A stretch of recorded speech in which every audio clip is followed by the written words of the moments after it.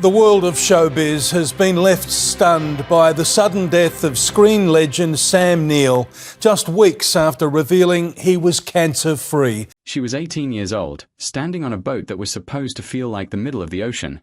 Terrified in the way only a teenager handed her first real leading role can be terrified, and the man across from her decided, without being asked, that he was going to look after her.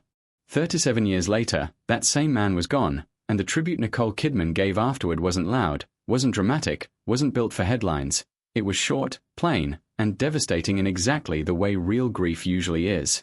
This is the story of what actually happened to Sam Neill, what his oldest friend said when the cameras finally turned off, and why a scan that came back completely clean just weeks before he died has left so many people struggling to make sense of the timing.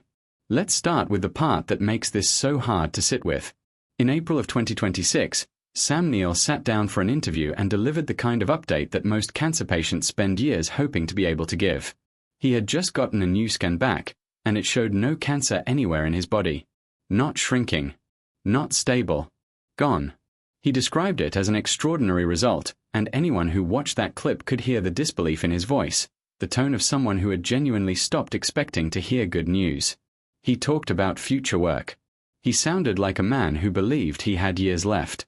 2 months later, on July 13, 2026, his family posted a short statement saying he had died in Sydney, Australia, at the age of 78.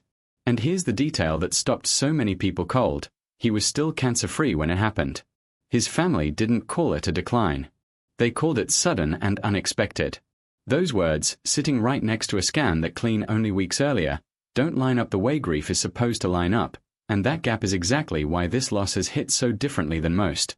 For a few days, no official cause of death was released. Neill's family simply said he passed with the same dignity that had defined his whole life, surrounded by the people who loved him most, and they thanked the staff at St. Vincent's Private Hospital in Sydney by name for the care he received in his final hours. That was it. No further explanation. And in the vacuum that followed, all kinds of theories started circulating online, the way they always do when a public figure dies suddenly without a stated cause. So a few days after the family's statement, Neill's longtime agent, Philip Grentz, stepped in and said he wanted to correct what he called inaccurate and outright falsehoods that had started spreading in the media. He confirmed that Sam Neill had died of pneumonia. Grentz was clear that the cancer itself hadn't returned. Neill had genuinely beaten the lymphoma that had been threatening his life for years, but a case of pneumonia, arriving suddenly and aggressively, was what actually took him. It's a detail that somehow makes the timing even crueler. He didn't lose a long fight against the disease everyone knew about. Something else got there first, right after he'd finally won. To understand why this landed as hard as it did across the entertainment industry, you have to go back and look at what Sam Neill had actually been living with for years, mostly out of the spotlight, before any of this became public. He first revealed his diagnosis in his own memoir, published in 2023, titled "Did I Ever Tell You This?" In it, and in interviews that followed, he described being diagnosed with a rare and aggressive form of blood cancer called angioimmunoblastic T-cell lymphoma back in March of 2022, discovered almost by accident when he noticed the glands in his neck didn't feel right during a press tour. He described the disease in blunt terms: a fight for his life, a stage 3 diagnosis, the kind of news that makes a person take stock of everything. Chemotherapy followed, and by his own account it was brutal, stripping him, in his words, of any real sense of dignity. And at a certain point, the chemo simply stopped working. He later said he didn't know if he was going to come out the other side of it. What eventually turned things around was a clinical trial for a treatment called CAR T-cell therapy, a relatively new approach in cancer treatment that essentially reprograms a patient's own immune cells so they can hunt down and destroy cancer cells with far more precision than traditional chemotherapy ever could. For Neill, it worked. It worked well enough that by the following year he was talking openly about remission, taking on new film roles, and telling interviewers he didn't feel afraid of dying, an idea he called merely annoying, mostly because he still had things left he wanted to do. That's the man who sat down in April of 2026 and told the world his scans were clean. That's the man whose family said, only weeks later, that he died still cancer-free. Throughout all of it, one thing that struck almost everyone who knew him was that he never really disappeared to deal with his illness privately, the way plenty of actors in his position might have chosen to. He kept working. He kept giving interviews. He kept showing up for causes that mattered to him, including an environmental documentary he released in early 2026 opposing a proposed industrial gold mine near the region of New Zealand where he'd spent decades running his own small winery. He also never lost his sense of humor about any of it, famously naming farm animals on that property after his Hollywood friends, and telling stories, often at his own expense, about the ones that met unfortunate ends courtesy of local wildlife. It was the kind of detail that showed up in nearly every profile written about him in his final years, because it captured something true about who he was, a genuinely funny, self-deprecating man who refused to let a cancer diagnosis become the entire story of his life. That steadiness is a big part of why the sudden nature of his death caught so many people off guard, in a way a longer, more visibly declining illness never would have. A close friend, Australian comedian Magda Szubanski, after whom Neill had once named one of his farm ducks, said afterward that she'd spoken with him not long before he died, and that he'd sounded genuinely happy, cancer-free, and excited about everything still ahead of him. That account lines up exactly with the man in the April interview. It's part of why the ending feels so hard to reconcile, even for people who knew him well and knew exactly what he'd been through. Now here's where Nicole Kidman comes in, and why her reaction actually explains more about who Sam Neill was than almost any headline could. Back in 1989, Kidman was an 18-year-old actress with barely any name recognition, cast opposite Neill in a tense psychological thriller called Dead Calm. She played a young wife trapped on a boat in the middle of the ocean with her husband and a dangerous stranger who forces his way aboard. It was one of her earliest major roles, the kind of part that can either launch a career or end one quietly before it really starts, and the pressure on a teenager carrying that much of a film was enormous. Neill, already an established actor with roughly a decade of work behind him across New Zealand and Australia, didn't treat her like a nervous newcomer who needed to prove herself. According to what Kidman has said about that time, he took her under his wing, not as a mentor offering notes from a comfortable distance, but as someone who made a teenager on her first major set feel like she genuinely belonged there. That relationship didn't fade once the cameras stopped rolling. Dead Calm made its money, both of their careers moved on to much bigger things, hers eventually taking her all the way to an Academy Award, and yet the two of them stayed in each other's lives.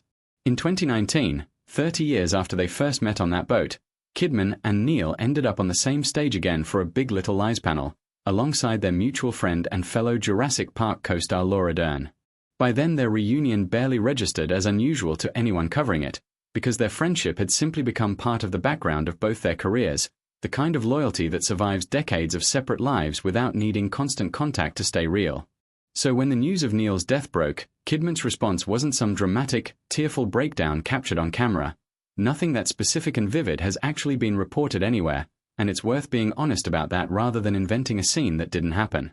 What she gave instead was a written statement to the Sydney Morning Herald, and it's worth sitting with because of how much weight it carries in so few words.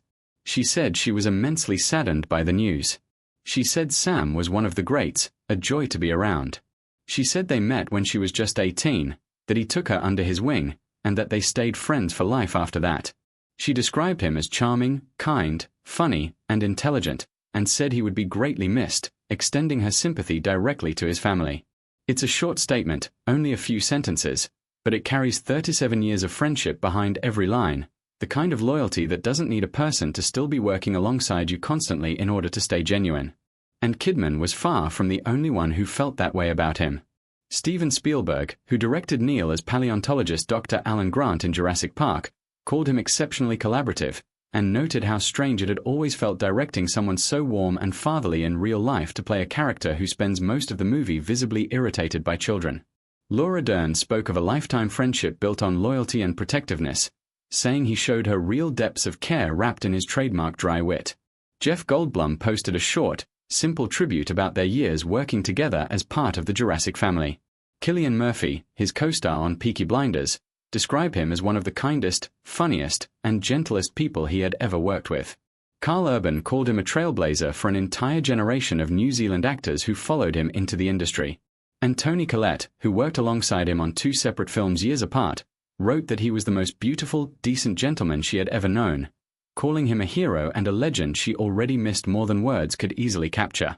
Even people who had only worked with him once, decades earlier, took the time to post something personal rather than a generic publicist-drafted statement. New Zealand's Prime Minister and Australia's Prime Minister both issued public statements, an unusually high honour for an actor whose earliest work came out of a film industry that barely registered internationally when he started. And almost none of those tributes led with Jurassic Park, even though that's the role that made him a household name to millions of people who never saw any of his other work across 5 decades of film and television. They led with kindness. With humor. With the same qualities Nicole Kidman had been describing about an 18-year-old actress and the older co-star who chose to look out for her, on a small boat, on a film set, nearly 4 decades before the rest of the world felt the full weight of losing him all at once. It's worth understanding who Sam Neill actually was before any of Hollywood knew his name, because the story behind Sam Neill isn't even his real name. He was born Nigel John Dermot Neill in Omagh, Northern Ireland, in 1947, and moved to New Zealand with his family at age 7, after his father, himself a New Zealander by birth, left the army and brought the family home to the South Island. At 11 years old, surrounded by other boys also named Nigel at his school, he switched to going by Sam instead, a name he later joked sounded friendlier, more like a Labrador than his given name ever did. He described himself, in his own words years later, as a wonky, nerdy, stuttering kid who wasn't particularly good at sports and didn't stand out for the reasons children usually want to stand out at that age. His first taste of performing came in school plays, including a small role as a bridesmaid in a production of The Pirates of Penzance, a detail he found funny enough to keep bringing up decades into a serious film career. His real break came in 1977, with a low-budget New Zealand film called Sleeping Dogs, the first feature made in the country in over a decade at that point, shot on a shoestring budget by filmmakers determined to prove a national film industry could exist at all. It opened the door to bigger roles across Australia soon after, launching a career that eventually spanned 5 decades and dozens of films across nearly every genre imaginable. In the mid-1980s, he even screen-tested for James Bond, one of the most coveted roles in the entire industry, a role that could have completely reshaped the direction of his career overnight. By his own account, his heart simply wasn't in it during the day-long audition. He later called the whole experience awkward rather than thrilling, saying he didn't want to become a Bond that nobody actually liked, a fear he said was worse than simply losing the role outright.